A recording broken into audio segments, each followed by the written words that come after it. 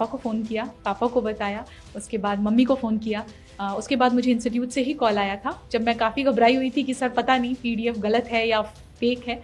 Sir ने फिर बोला नहीं, हमने आपका रोल नंबर क्रॉस वेरीफाई किया है, आप ही का रोल नंबर है। ये मेरी काफ़ी सालों की मेहनत है, तो फीलिंग तो बहुत अच्छी थी। घर पे भी बताया, सब बहुत खुश हैं।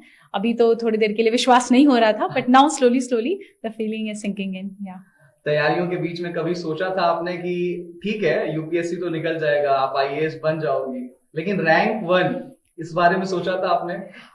मैंने तो नहीं, पर मेरे भाई ने हमेशा से ही सोचा था। लास्ट ईयर भी जब मैंने इंटरव्यू के बाद I miss the cut off by 12 marks, उसने यही कहा था कि तुम चिंता मत करो, तुम फिर से लिख जाओगी, you will again clear it, और तुम्हें भगवान ने रैंक 1 के लिए ही बचा के रखा है। एंड आई थिंक आज उसकी बात सच भी हो गई कहीं ना कहीं।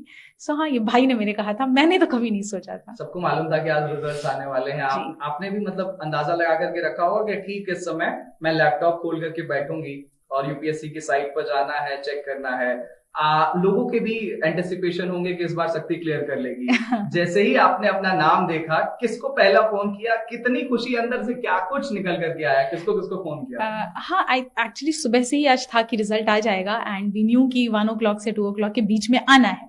तो पहले तो मैंने कोशिश की कि मैं फोन साइड में रख के सो जाती हूँ, बट वो हो नहीं पा रहा था। एंड जैसे ही रिजल्ट का पीडीएफ अपलोड हुआ और मैंने डाउनलोड किया, तो मुझे सबसे पहले मैंने पापा को फ़ोन किया, पापा को बताया, उसके बाद मम्मी को फ़ोन किया।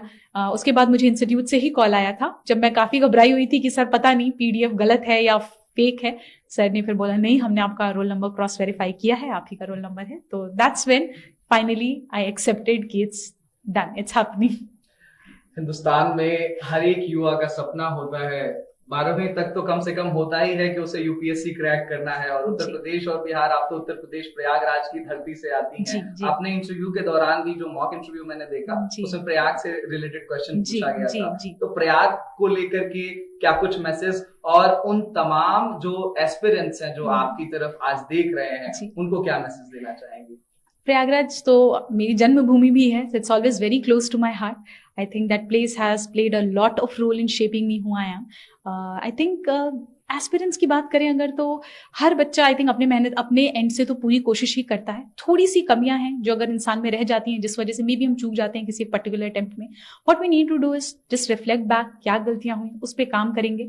वरना ये हमेशा दिमाग में रखना है कि यूपीएससी सिर्फ एक एग्जाम है, it's not more than life, not anything more important than your life it is. So I think ये चीजें हैं जो बच्चों को अपने दिमाग में रखनी चाहिए। मम्मी पापा से बात हुई? जी हाँ, बिल्कुल, सबसे पहले उन्हीं से बात हुई। हाँ, और आज कोई मंदिर जाने की तैयारी है? ढोल नगाड़े कुछ बज रहे हैं घर पे?